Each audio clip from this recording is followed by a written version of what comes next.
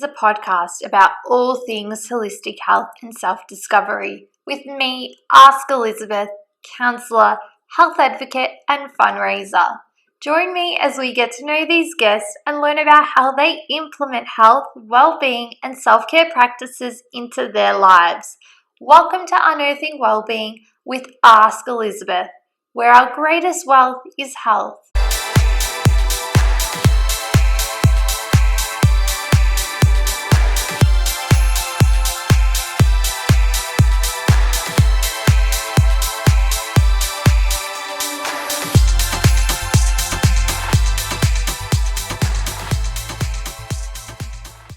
Hey everyone, and welcome to episode 28 of Unearthing Wellbeing. On the podcast this week, I had my good friend Cassandra Gozel, who is a certified naturopath as well as a Reiki and Theta Healer. We spoke about how she was called to this work and the reason for treating someone from a holistic setting, which has ultimately seen profound improvements in her patients' lives. I won't badger on any longer. I will let you listen for yourself. Here is Cass.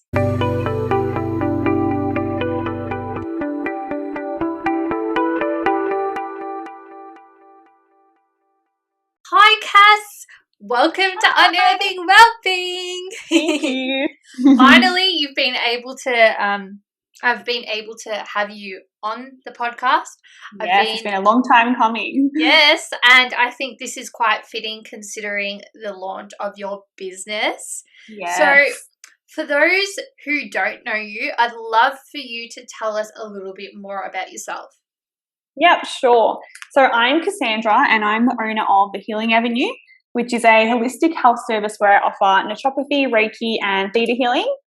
I met Liz while I was working at Chemist Warehouse, which was quite a long time ago now, wasn't it, Liz? Yes, I can't believe it. I know. I was there for 5 years. I worked in the vitamin aisle as a trainee naturopath. Then I went on to work in health food shops, and then I got into pathology collection in like local hospitals and medical centers, which I learned so much from because I could see how the medical system worked and what doctors were testing for and what patients really needed. So during all of that, I studied a 4-year Bachelor of Health Science degree, specializing in naturopathy. And I was really interested in energetic work, which led me to study Reiki initially. So I did that over a few years. I completed level 1, level 2, and then my master's, which also allows me to teach Reiki, which will be coming soon. Then I studied a few other intuitive healing courses. I've done some coaching in NLP, and then my latest one was Theta Healing. I feel like they all complement each other perfectly because they all target, different areas of being, so mind, body, and spirit. And all these skills that I've gained over the years help me heal myself and my own journey and become the person that I am today so that I can help others. I just have a huge passion for helping people, that's for sure. And seeing the glow in their faces after they're in a better place, it's just so rewarding. And I love that I can help people help themselves. Yeah. What else can I add to that? I'm a massive foodie and I love pretty much all things health, spirituality, and self-development is a huge one, personal growth. Yeah. Being able to witness this for myself is just so special, and you've inspired me, and I think a lot of people will be inspired by this. So, yeah. That makes me happy. I'm glad. You work with mind, body, and spirit. As you said, you're a certified naturopath, you're a Reiki and Theta healer. What made you choose these modalities? Like, you told us a little bit about naturopathy, but tell us a little bit more about like Reiki and Theta healing. Yeah. So I kind of told you guys how I got into naturopathy, but what attracted me to it is that it's patient-centered, like a holistic approach to it, to healing. So what that means is that we work with where you're at in your journey with your health goals, and we listen to you. So the first session goes for a whole hour, which sometimes isn't even enough time. And we look at the body as a whole and identify and treat the root cause rather than just symptomatic relief. So by eliminating the root cause, it initiates the body to heal itself, and your body has an innate ability to heal itself. It just sometimes needs a little bit of help. So think of every symptom you experience in your body. It's like yelling back at you like, hey, something's not right here. I need some help. And sometimes it can be emotional, mental, spiritual, physical, even environmental factors.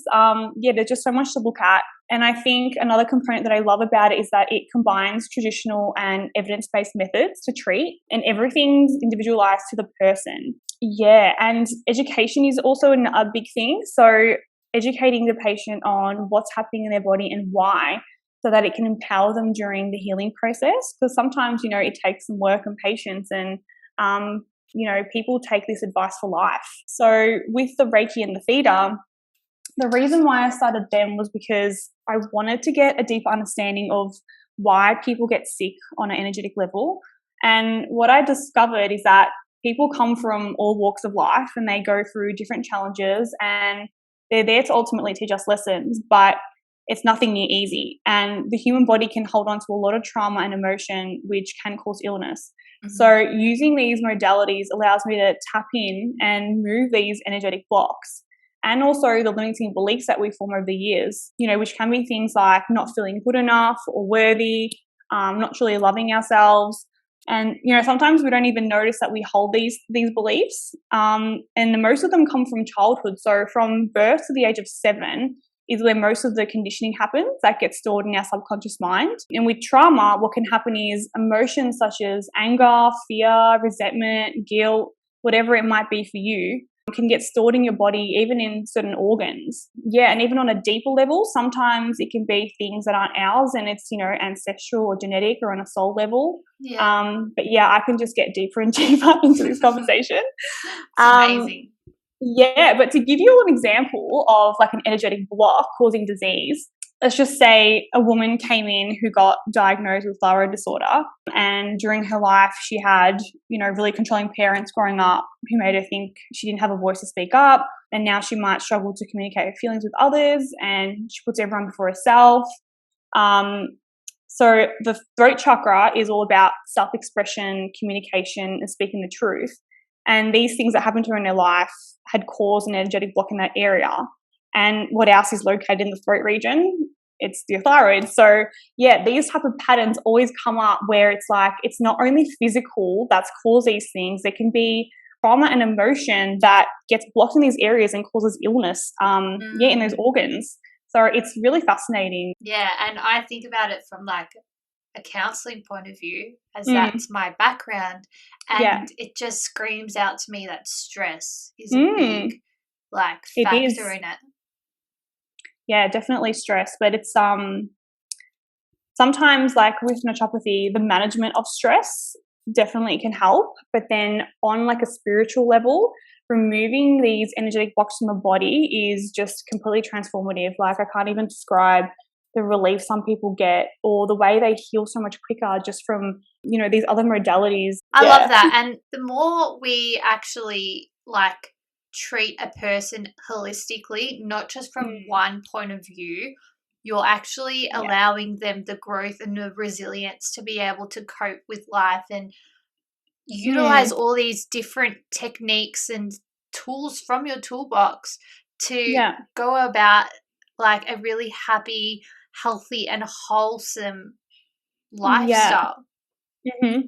Yeah. And it changes for everybody. That's the great thing in this. I love that I can use different modalities to be able to target what it is for that person, because it does change for everybody. Someone it could be just primarily stress, someone else it could be a trauma, someone else it could be nutrient deficiencies, or it could be multiple things. Just depends on the case. So yeah, I think that's what I love most about what I do, the fact that I have so many tools to be able to help somebody no matter what it is. Yeah. Step us through how you treat your patients.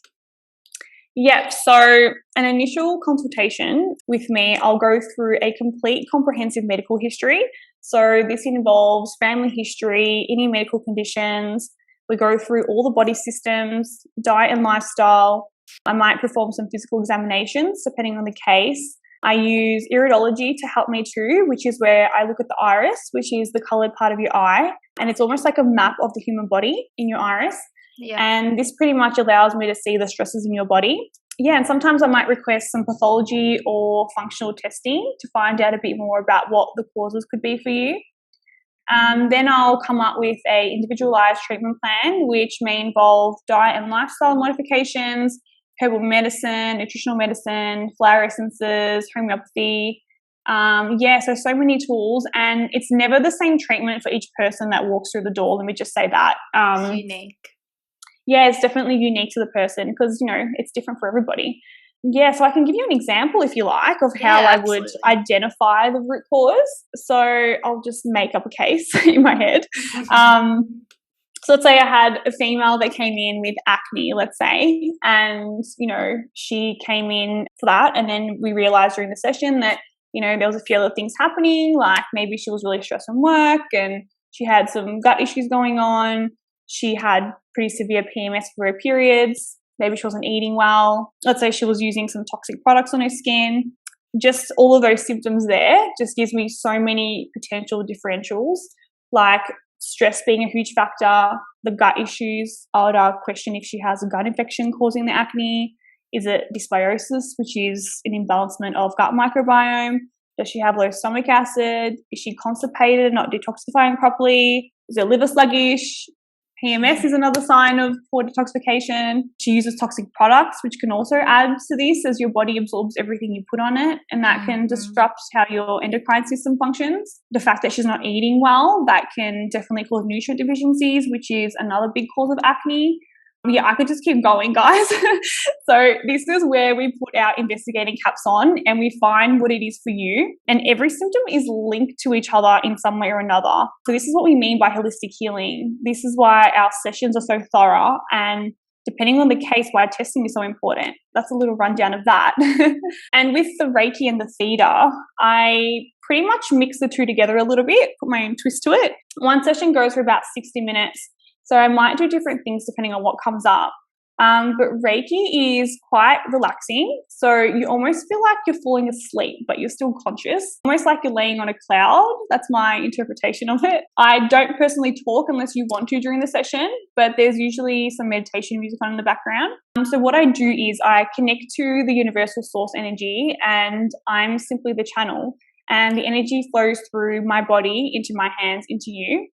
This Reiki energy can help balance and replenish the body's energy system by clearing energetic blocks. So what I was talking about earlier with trauma, parts of your body or chakras can even be closed or overactive sometimes, depending on what you've experienced in your life. So aligning and balancing these can move stagnant energy and make things flow better in your life. And you just feel great afterwards. Like even after one session, you walk out just feeling revitalized is the best word I can use. Yeah. And with the Theta healing, it pretty much allows me to remove limiting beliefs, like I spoke about that earlier as well. So it's a meditational process. So it can create physical, psychological, and spiritual healing.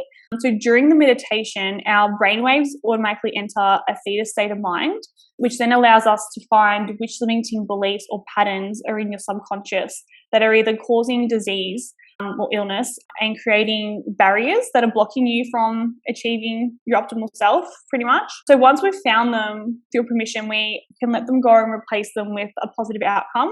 With Theta, we're speaking the whole time, so you're guiding me through the session.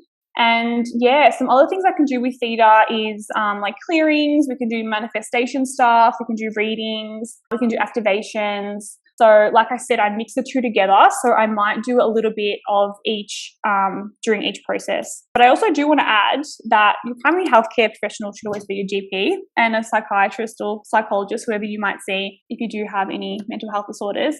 So I'm an alternative health practitioner, so we can work together with your healthcare professional to help you. Yeah. That is so good. And you know what? Like we've joked about this before, but just seeing how passionate you are and like talking about it during this podcast inspires me to one day like have a room and like collaborate with you Oh, So, I would love that. stay tuned, guys. Yes, stay tuned. So you've stepped us through how you would treat a person. Now, as you've actually been practicing for a while now, since, before you launched the Healing Avenue, what have you found to be your most common issues that patients present with? Well, at the moment, during what's happening at the moment around the world, I'd have to say stress and anxiety would be the most common thing.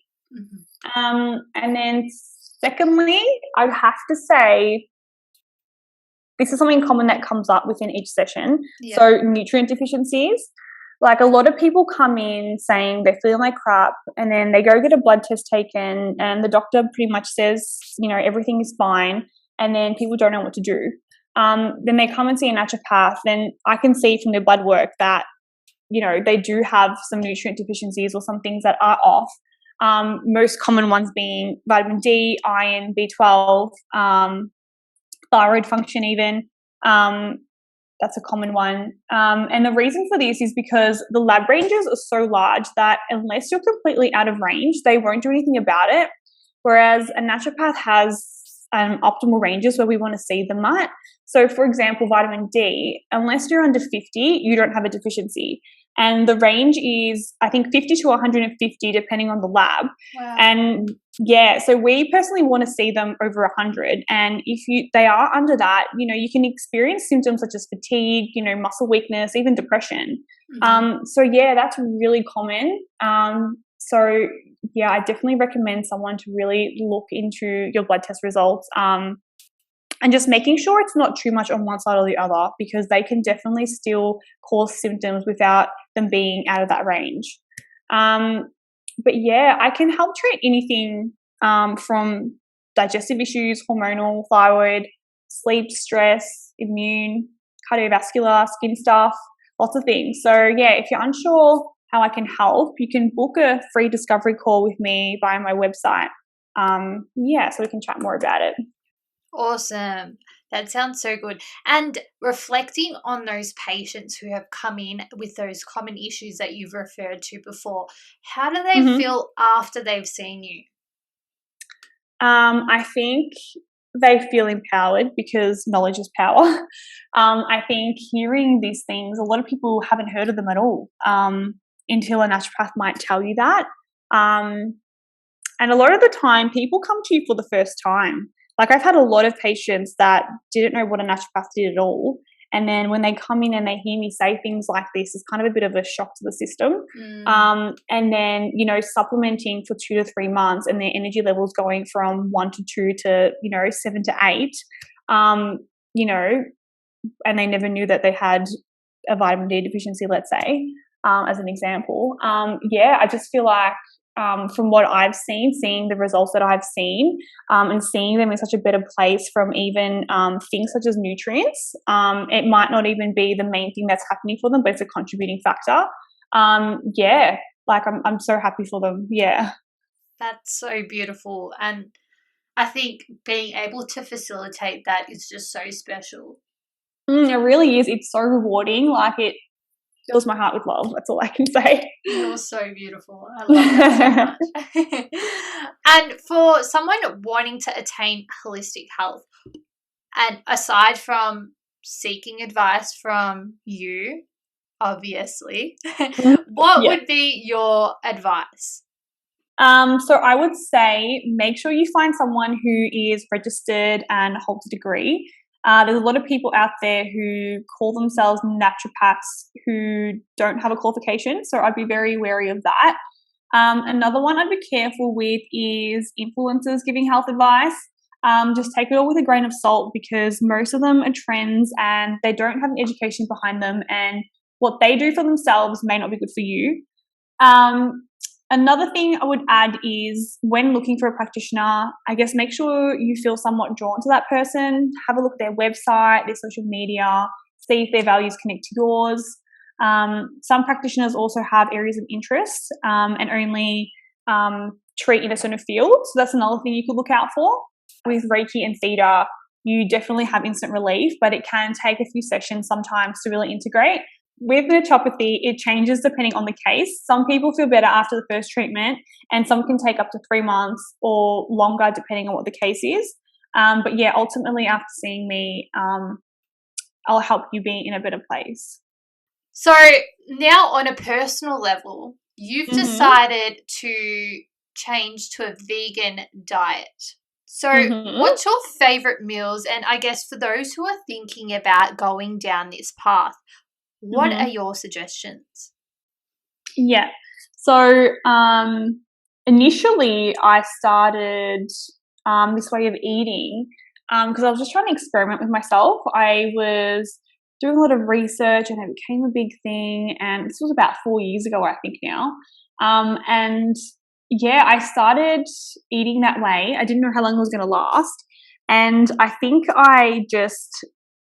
made me feel great. I went from, feeling sluggish all the time to, full of energy. I detoxed a whole lot of my body. I just felt great. So I continued going. I continued eating that way. And then kind of it got a little bit deeper and I started instilling myself with, the ethical side of things. And I have to say it's probably the biggest reason to why I am vegan now, the ethical side of it. I wouldn't recommend it for everybody because it's not for everybody. It can be hard to eat vegan, especially if you don't really have any knowledge about nutrition. A lot of people that I see become nutrient deficient or become, really weak over time because they're not eating very well. Some of them end up eating all these vegan junk foods and processed foods because they're trying to keep themselves full, or they're eating, empty calories through, refined carbohydrates. If you are vegan and you want to come see me to get some knowledge behind that, I can definitely help with that. And for those of you that aren't vegan, I have no bias for you to eat any animal products, and it does not affect my treatment plan whatsoever. I work with where you're at pretty much. But that's the reason why I'm vegan. I've just never stopped since. And I love it. So I love making things like Buddha bowls, for example, because you can add whatever you want to it. It could be leftovers from last night and, a few other things along the side of it. And you can get a variety of nutrients in one meal. And they're just really easy to make. That's the basis of each meal that I try to eat. So that's what I aim for. Yeah. Awesome. Where is your happy place? I'd have to say doing what I love and living my purpose by helping people, being with my loved ones, and I would say connecting with earth and source energy. It just fills me up with so much love and gratitude on a daily. So for anyone that's listening, it's literally as simple as grounding outside and meditating. So, sometimes I'll sit on the grass, just close my eyes, and you can sit there for however long you want, and just sit with yourself. And if you ever find yourself wandering, just try to concentrate on your breath. You get better and better at it as you practice. It's sometimes I think we just forget to connect from within. And once you're really connected to that, you definitely can reach a feeling of unconditional love when you get into that state. Oh, that is so good. I love that. And that's a great way of thinking about it, but also knowing that it doesn't matter where you are. It matters about who you're with, and that can be just being with yourself. Yeah. And being secure in that and happy with that. Exactly. Which can be hard to achieve sometimes. That's true. Yeah. It can be. Yeah. Absolutely. It's just putting that message out there that sometimes it's as simple as that. And it could be 2 minutes, it could be 5 minutes, it could be 10 minutes, however long you want. If you're not happy with yourself when you're alone, it's going to be hard in other situations in your life. So yeah, definitely a great thing to practice. 101. Yeah, definitely. So my second last question would be, what do you do for self-care? My answer to this would have to be listening to my body. So sometimes we're so out of touch with ourselves because we're busy living life with all the responsibilities, and we forget how to take care of our own needs. And I guess sometimes we even just forget to breathe and we're not aware of it. Like, when was the last time we took a deep breath, for example? I'm just doing one now. So I check in with myself, and all you have to do is ask and listen. And if I feel like crap, I make sure I allow myself to feel the emotions so I can let go of it and not suppress it. We're all human. We're all going to have our ups and downs, and we just have to know how to manage them, I think. Another area where I use the same technique, by the way, is boundaries. I always used to struggle with saying no to people, and I used to complicate it in my head so much. Like, how do I form strong boundaries? And it's as simple as asking yourself, like, do you want to do this? And whatever that answer is, you do that. Like, if you do something that you don't want to do because you're trying to do it for another person, you're actually crossing your own boundaries, and it's a form of disrespect to yourself. Which also leads me to the power of words. This is another huge one. How you talk to yourself. So I find so many people put themselves down and they don't even realize they do it. Yeah, I didn't even notice how much I did it on a daily before I was aware of it. Like, for example, I would say things like, oh, I can't do that, or I'm not fit enough for that, or I need to lose more weight before I can wear that.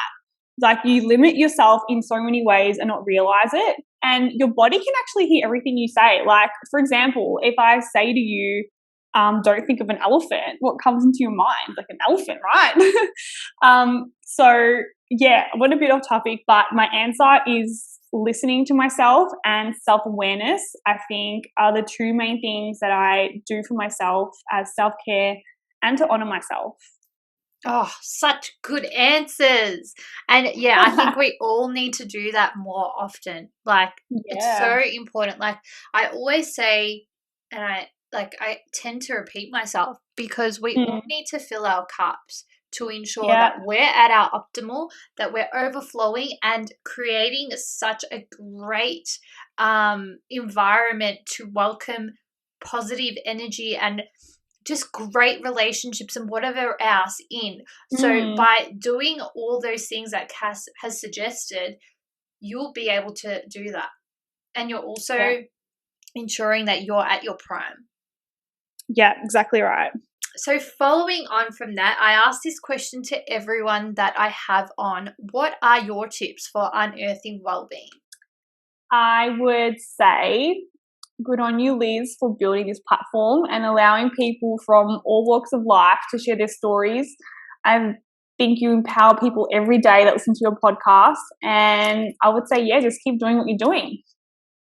Thank you so much. That's really kind. And I guess, like, you answered, like, on a personal level for yourself, how you instill that into your own life with the former question. But I appreciate you recognizing that. I don't do this for like money. I just do this for growth and education. And if I can share that with more people, why not do so? So exactly right. No, you're definitely doing a beautiful thing, and I think you should be very proud of yourself. Thank you. And thank you so much for coming on. I think that people will definitely be DMing you about making a booking. I know I really want to do all those things that you offer. And I guess finishing off, where can everyone find you? Yes, so you can jump on my website, www.thehealingavenue.com.au. I am also on Instagram and Facebook. So you can find me on there, and you can book in a discovery call like I mentioned earlier, or you can book directly from the booking tab. Fantastic. Well, I hope you have a lovely day. Be safe and kind and take care. Thank you, honey. Thank you for having me.